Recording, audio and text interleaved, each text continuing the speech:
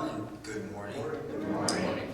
My name is James Cook, and Dr. J asked me to speak this morning about my faith journey, really from a child to being a college student. And when Dr. J asked you to speak, you better speak. So here I am. The start of my faith journey was, of course, as a baby, as many of us. I was baptized, and I grew up in a church family with my mom and dad, who are in the audience today. I attended Grand Blanc United Methodist Church regularly, and this was really the initial introduction to the Word of God and my understanding of faith, and more on baptism later and kind of my perspective on what it means as I'm older. And at Grand Blanc United Methodist Church, I was a part of the youth group for many years, and this is also where I grew a relationship with Dr. J. Dr. J was there for a couple years, and him and I just grew fond of each other, and he was really a part of my childhood faith journey. A memorable part of being at Grand Blanc United Methodist Church was being a part of the youth group, and we would attend this and help out at the South End Soup Kitchen pretty frequently. And this had a big impact on my life and just the perspective I had on how other people live, especially some people who are less fortunate than I was. It really helped shape my perspective on life, and it made me grateful for what I had and the support I had from my family. And I remember one time I was at the soup kitchen preparing meals, and I was in line serving everyone who was there, and a kid recognized me. And at first I was kind of taken aback. I wasn't sure. I didn't recognize him. I wasn't sure who he was, if it was a mistake. And I kind of came to my mom and I was like, hey, someone recognized me. I'm not sure who it was. Come to find out, he had been in Cub Scouts with me just a few years prior. And so this was, it took me a little bit of time to process what had happened, but I do believe it was a God moment, me being there, helping the community. I think that is something that we all should really strive to do more of. Being there and seeing someone I knew just a few years prior, and seeing that, I could help him by just spending time and energy, feeding and preparing food for people, was a real, moment in my life. And on the topic of Scouts, I achieved the rank of Eagle, which is the highest rank in Boy Scouts, back in 2016.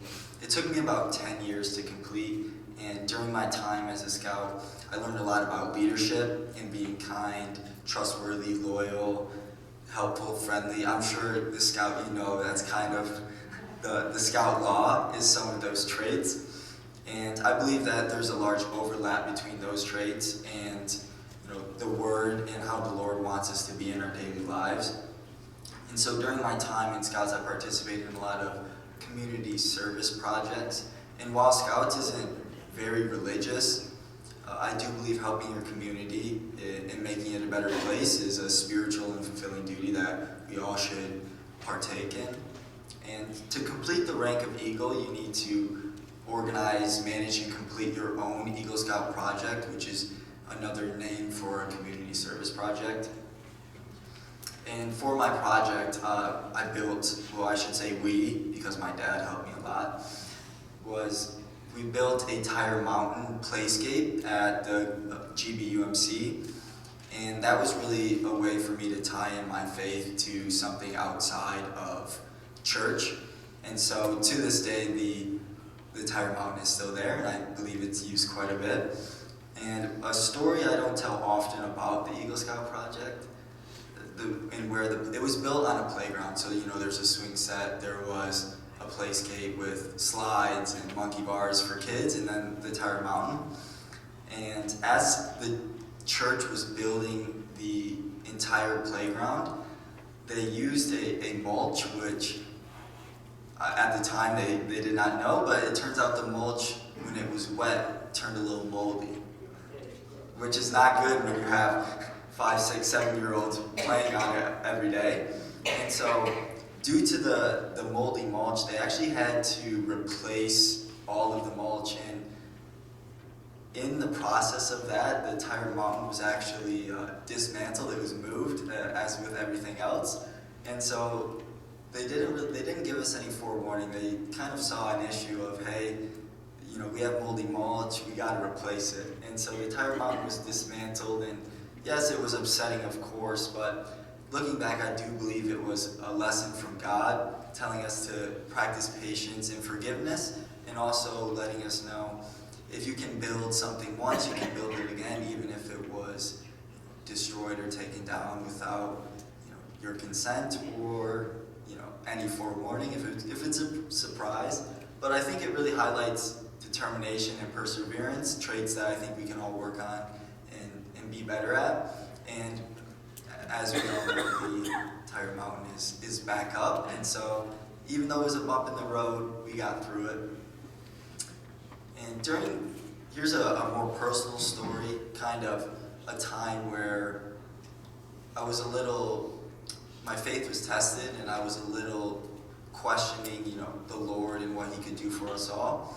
During my senior year of high school, I was diagnosed with celiac disease, which, for any of those who don't know, it's an illness where you have a reaction to eating gluten, and so gluten is found in wheat, barley, and rye, and so this had a big, profound impact on my life. I became very sick. I lost 25 pounds in a short period of time, and along with that, some other symptoms were very cloudy mind, so it was hard for me to focus and concentrate at school, which it was hard. Like, being in school and not feeling great, it doesn't make your social life, it doesn't make your academic life good, and so it was a rough couple of years as I worked through changing my diet. Like, I would go to Subway every day after school, and I had to go from that to reading every single label, checking, making sure there wasn't any gluten or there wasn't any, anything in the food that I was eating that would make me sick. And so having to pack lunch, having to just be super cautious about what you're eating, it was definitely a big change, and it took me about 2 years to finally get my confidence back. And even with that, going out to eat caused a ton of anxiety for me. And so I really would just, if my friends were going out to eat, I would say, hey, sorry, I can't make it. And so that had an impact on just my social life. And as I was figuring out this diagnosis, I graduated high school from Grand Blanc and decided to attend Loyola of Chicago to study finance. And this was a big transition for me, as I'm sure it is for most kids and students.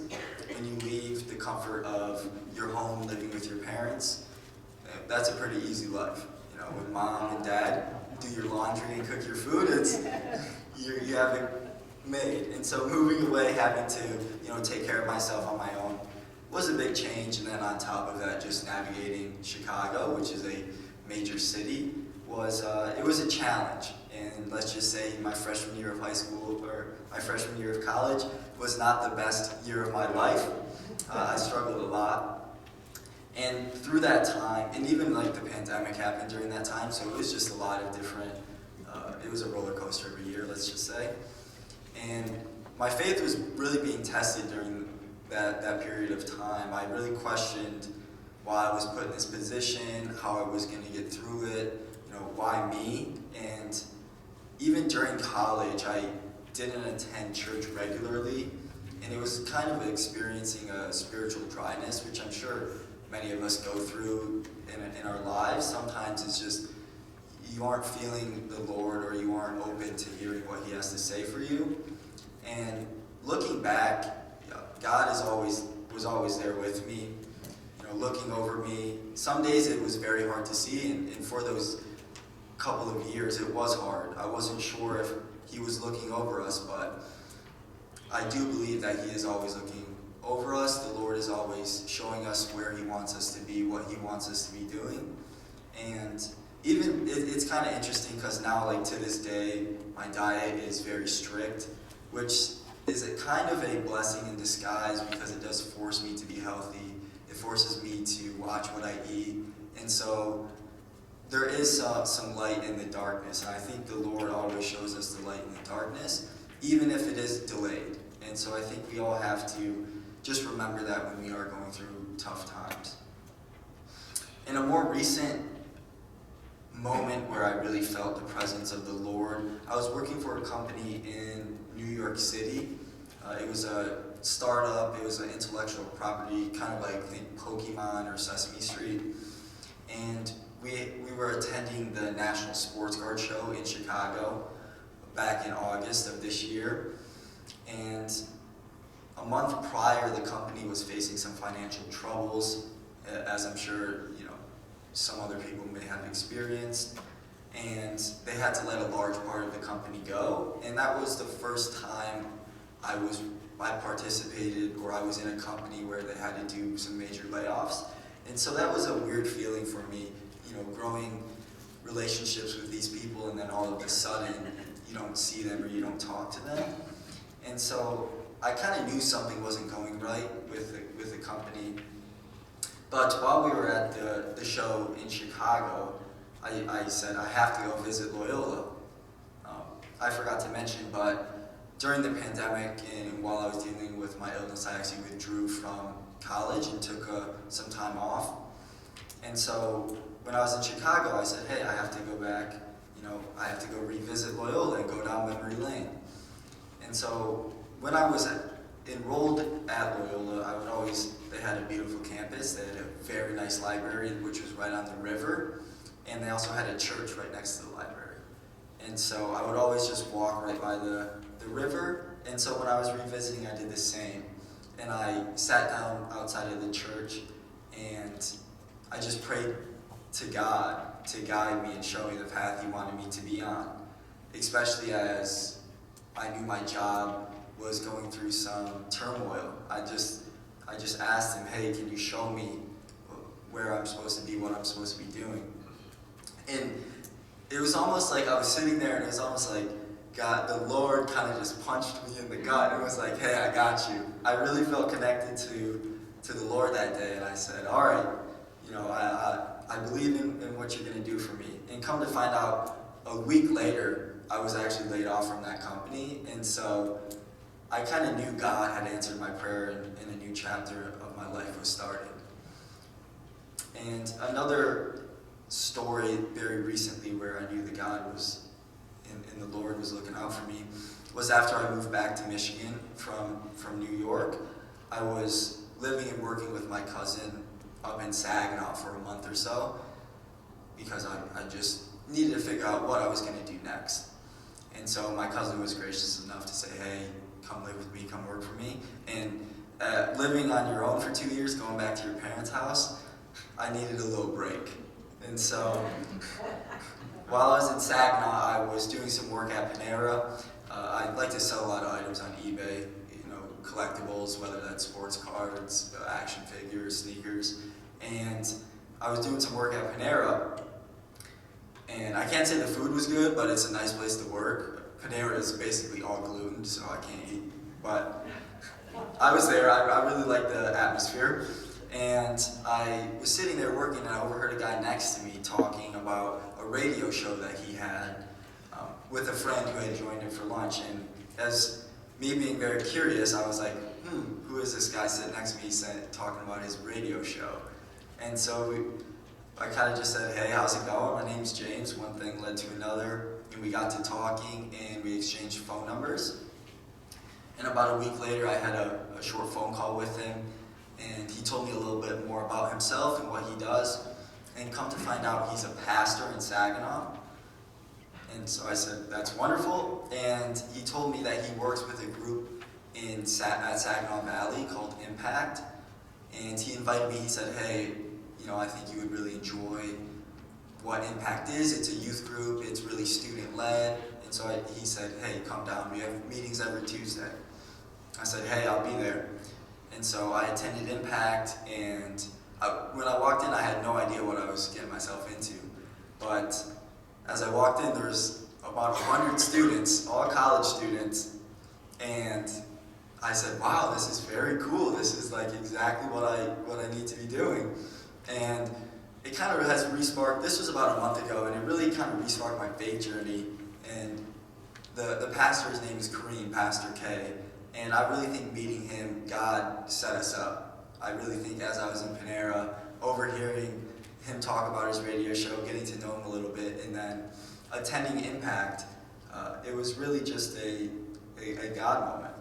And then seeing that at Impact, there's about 100 students that attend every week, and they have different topics. It's really, sometimes they will educate us, other times we will just talk about how our faith journey is going, especially being in college. A lot of students will struggle with classes or just finding a job or anything of that sort. And so it's a little bit of both, of education, but then also just like a community.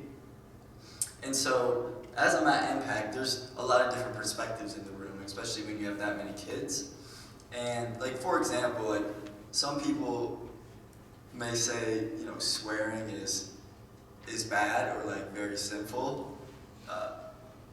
But I must say, like, people at my job in New York, they curse like sailors, and I don't think they are bad people. And so I think we must accept and try to understand different perspectives that each of us have, and how we all take the word from a different viewpoint, because we all have experienced the world in a different way. And like understanding that it's okay that you might have experienced something and then think that's how the world should be. I really do think if you're empathetic and gracious to everyone else, like understanding that the Lord is working for us, and even though we all have different perspectives, He is still working for us, He still cares about us, He is still showing us the way. And so I just encourage you all to have an open mind when it comes to certain issues or things that you might deem as very bad. Of course there are some things that are bad, but maybe just how someone does something at work or at school. I don't think you should get so caught up in this is right, this is wrong, but understanding why they're doing this or what their meaning is behind their action. And then another thing that Pastor K likes to go on these tangents, and one day he was just teaching us all about what it means to be baptized. And this was like a huge learning moment for me, because we all get baptized as kids, but I don't think we actually, when we're babies, when year 1, 2, or 3, no one really understands what it means to be baptized. And so Pastor K was like really telling us the true meaning of understanding that baptism is a mental connection with the Lord. It's understanding what the Lord has to offer for you, as opposed to the physical aspects of being blessed with the holy water. And he really was asking us, I know you guys may have been baptized when you were a kid, but now that you're older, now that you have a better understanding of what it means to live through the Word, he really challenged us to reconsider and thinking about maybe being baptized again. And that's something that I never had really thought about, because of course I was baptized as a baby like many of us, but I'm going to be honest, Pastor K kind of called me out. I guess I didn't really fully understand what it meant to be baptized. And so that's something, for the students here, it's something to reconsider, is maybe you want to have a better relationship with God, and being baptized again might be the way. And to wrap this up, since moving back to Michigan, I have decided to return to college and finish my finance degree. I'll be attending a community college in Detroit with plans on transferring to Wayne State. And as I continue to grow in my faith, I plan on continuing to stay in touch with Impact, but also finding a group down in Detroit where it's closer to where I will be living. And I want to encourage you all to continue to develop a relationship with the Lord. We all have unique journeys and go through different trials and tribulations, but the Lord is looking out for us all. So thank you for having me, and I appreciate it.